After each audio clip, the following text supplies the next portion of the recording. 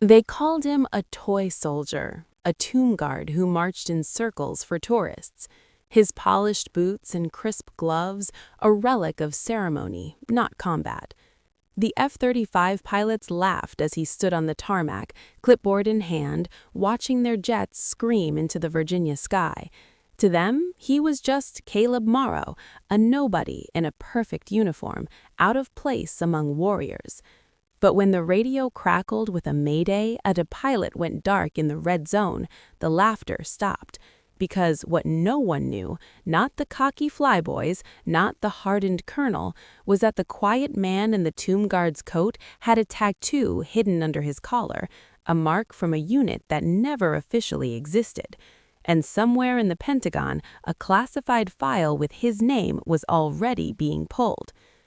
Before we dive into the story, where are you watching from? Let us know in the comments. And if you believe that values like honor, courage, and sacrifice still matter, join us in keeping their legacy alive. The Virginia dawn broke cold over Fort Belvoir, a faint mist curling across the tarmac where the sleek angular shapes of F-35 Lightning IIs sat like predators waiting to pounce. The air smelled of jet fuel and damp grass, and the distant roar of a taxiing jet cut through the stillness. At the edge of the flight line, a lone figure stood, his silhouette sharp against the gray light. His name was Caleb Morrow. Everyone called him Cal, a corporal in the 3rd Infantry Regiment, the Old Guard, one of the sentinels who guarded the tomb of the unknown soldier at Arlington National Cemetery. He was 32. Tall and lean, with gray eyes that seemed to see through you, and a stillness that made you feel like he was measuring the weight of the world with every breath. Cal's uniform was immaculate, black shoes polished to a mirror shine, white gloves crisp as fresh snow, the blue of his dress coat pressed to perfection. Every step he took echoed with the precision of his training, 21 steps, 21 seconds, the rhythm of the tomb guard.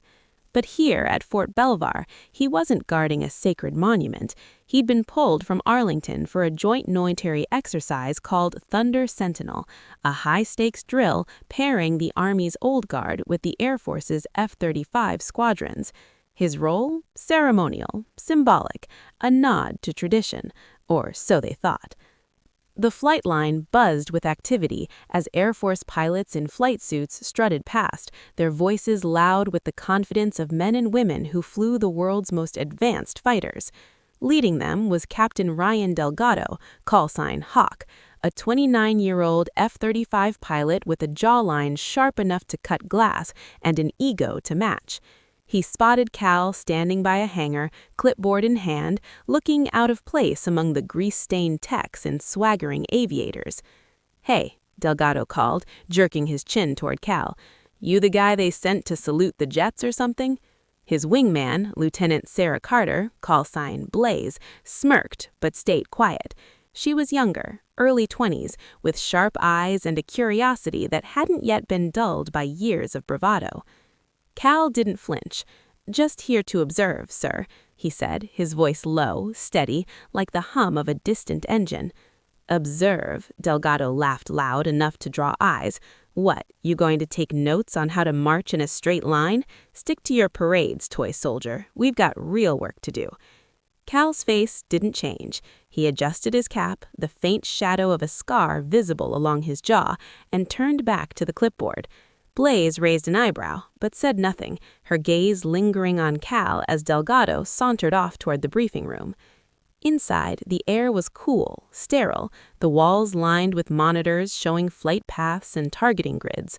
The Thunder Sentinel exercise was a big deal, a simulated air-to-ground assault with F-35s providing close air support to ground units facing a mock enemy stronghold in the dense forest north of the base.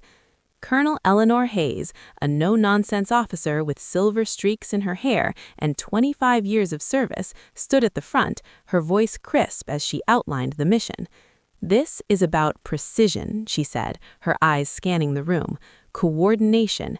The Army's on the ground calling in strikes, the Air Force delivers. No mistakes, no heroics. Understood?" "Yes, ma'am," the pilots chorused, their voices a mix of cockiness and discipline. Cal stood at the back, arms crossed, his presence barely noticed. Hayes glanced at Cal once, her eyes narrowing slightly, like she was trying to place him. She didn't say anything, but something about the way Cal stood, straight-backed, unyielding, stuck with her. After the briefing, the pilots spilled out toward the simulators, their laughter echoing. Delgado nudged Blaze. "Check out the tomb guard," he said, nodding toward Cal, who was walking toward a hangar. "Betty's here to polish the jets for us." Blaze frowned. "Give it a rest, Hawk. He's just doing his job." "Yeah," Delgado snorted, "marching in circles, real critical stuff." Cal didn't hear them, or if he did, he didn't care. He moved through the hangar, his eyes scanning the F-35s with a familiarity that didn't match his ceremonial uniform. His fingers brushed the edge of a wing, and for a moment his mind drifted. A flash of memory, night skies, the scream of engines, the red glow of cockpit instruments. He shook it off, pulled his hand back, and kept walking. The first day of the exercise was all simulators, high-tech pods that mimic the F-35's cockpit, complete with wraparound screens and bone-rattling sound systems. Cal stood at the edge of the sim bay, watching as pilots ran through scenarios, low-altitude strikes, evading surface-to-air missiles, coordinating with ground teams. Delgado was in his element, his jet weaving through a digital canyon, missiles locking on target with surgical precision. "Nice one, Hawk," a tech called from the control station. "Clean kill, zero collateral." Delgado grinned, climbing out of the pod. "Told you I'm untouchable." He glanced at Cal, who was studying a radar display. "Hey, toy soldier, you want to try? Bet you'd crash before you got off the ground." The room went quiet. A few pilots smirked, but Blaze watched Cal closely. He didn't take the bait. Instead, he pointed at the screen where Delgado's last run was replaying. "Your approach angle was off by 3 degrees, he said calmly. "Exposed you to radar for 4 seconds longer than necessary. In a real fight, that's enough to get you lit up." Delgado's grin faded. "What did you say?" Cal didn't repeat himself. He turned back to the screen, his expression blank. Blaze stepped closer. "How did you know that?" she asked, her voice curious, not mocking. "Just observation," Cal said, and walked out. That night, in the officers' mess, the pilots swapped stories over coffee and bad pizza. Delgado was still fuming. "Who does that guy think he is?" he muttered. "Some ceremonial grunt critiquing my flying." Blaze shrugged. "He wasn't wrong, though. I checked the data. His call on the angle was dead on." Delgado scoffed. "Lucky guess. Probably read it in a manual." Across the room, Colonel Hayes sat alone, scrolling through a tablet. She pulled up Cal's file, Corporal Caleb Morrow, 3rd Infantry Regiment, Tomb Guard, 2018. Exemplary service, no combat deployments, no flight hours. But something didn't add up. She'd seen the way he moved around the jets, the way his eyes flicked to the radar screens. And then there was that moment earlier when he bent to adjust his glove and she caught a glimpse of ink on his neck. A broken eagle's wing with the code K-17 etched beneath it. She froze, her coffee untouched. Night Raptors. A unit so classified it was barely a whisper even among brass. Disbanded years ago after a mission that went dark. No survivors, they'd said, or so she'd thought. The next 2 days were a blur of drills, F-35s screaming overhead, ground teams practicing laser designations, techs scrambling to keep the jets fueled and armed. Cal stayed on the sidelines, his clipboard always in hand, his presence fading into the background, but Blaze noticed him. During a sim session, when a pilot struggled with a jammed targeting system, Cal leaned over and murmured, "Check the AESA calibration, it's drifting 2 Hz low." The tech followed his advice, and the system came back online. Blaze caught his eye, but Cal just nodded and stepped back. "Who are you really?" she asked later, catching him alone by a hangar. "Just a soldier," he said, his voice quiet but firm. "You're no grunt," she pressed. "That was a pilot's call. Where'd you learn it?" Cal's eyes darkened just for a moment. "Long time ago," he said, and walked away.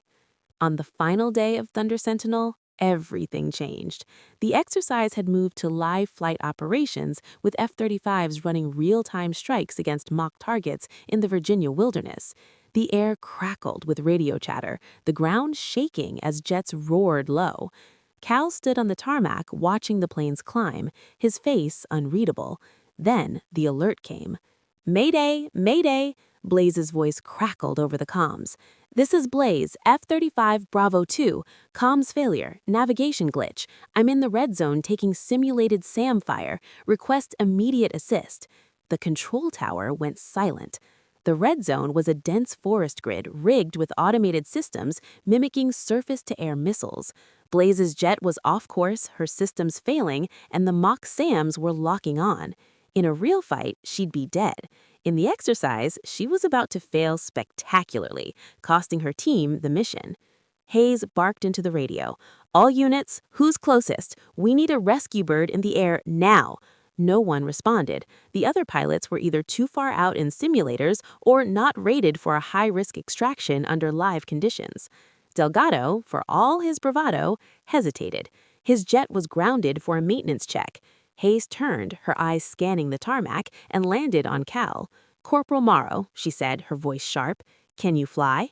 The question hung in the air. Delgado snorted. "Him? He's a parade boy, Colonel." Cal stepped forward, his eyes steady. "I can fly, ma'am." Hayes didn't blink. "Prove it. Run the pre-flight checklist. F-35 Charlie 1. 30 seconds." Every eye turned to Cal. He walked to the jet, climbed the ladder with the ease of muscle memory, and slid into the cockpit. His hands moved like they were born for it. Switches flicked, screens lit up, systems humming to life. "Hydraulics green," he said. "Avionics online. Weapons sync clear, ready for takeoff. 28 seconds.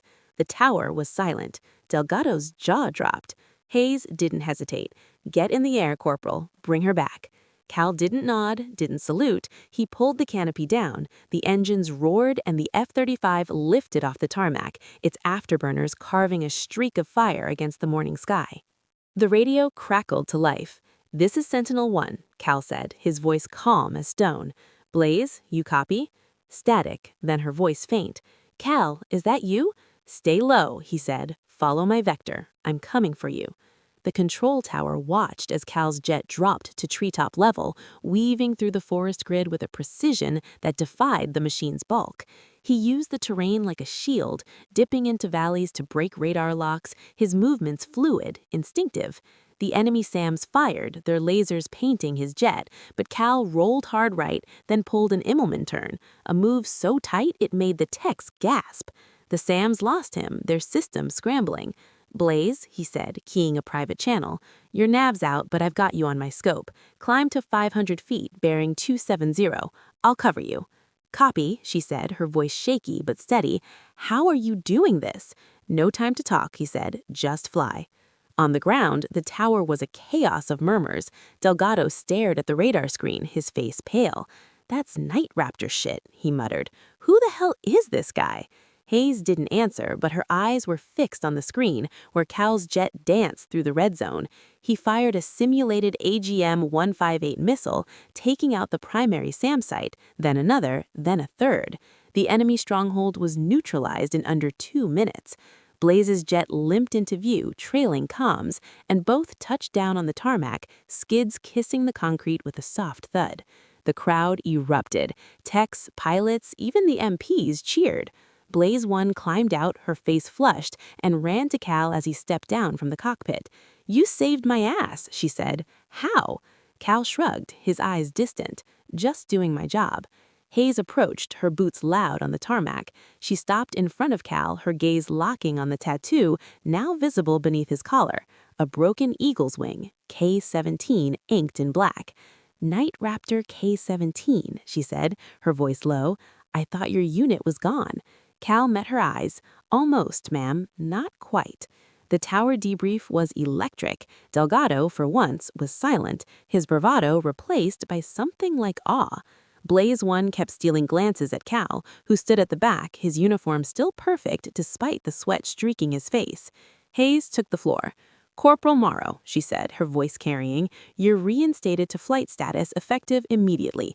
I'm recommending you for a commendation. The Air Force could use you." The room waited for Cal's response. He stepped forward, his voice quiet but firm. "With respect, ma'am, I'm not here for medals. I fly when I'm needed, but my place is at Arlington, guarding the unknowns. That's my duty." Hayes studied him, then nodded. "Understood, Corporal, but the offer stands." That evening, Cal was back at Arlington, standing before the tomb of the unknown soldier. The setting sun cast long shadows across the marble, and his steps echoed in the silence.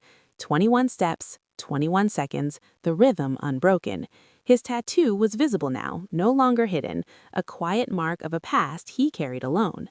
Blaze 1 found him there, her flight suit replaced by civvies. "You could have taken the spotlight," she said. "Why didn't you?" Cal paused, his eyes on the tomb. "I don't do it for them," he said. "I do it for the ones who didn't come back, the ones nobody knows." Blaze 1 nodded, her voice soft. "Thank you, Cal, for today, for all of it." He didn't reply, just turned and resumed his march. The crowd at Arlington watched in silence, tourists and veterans alike, unaware of the man he'd been hours before. But Hayes was there too, standing at a distance, her face unreadable. "He's not just guarding a tomb," she said to no one in particular. "He's guarding their memory." And that's the story of Caleb Morrow, the silent sentinel, a man who carried the weight of a hidden past in the honor of a sacred duty. If this moved you, if it reminded you of a time you proved someone wrong, share it with us. Where are you listening from? What's your story? Hit that subscribe button, turn on notifications, and join us for more stories of courage, honor, and the quiet strength that changes everything. Until next time, keep the faith.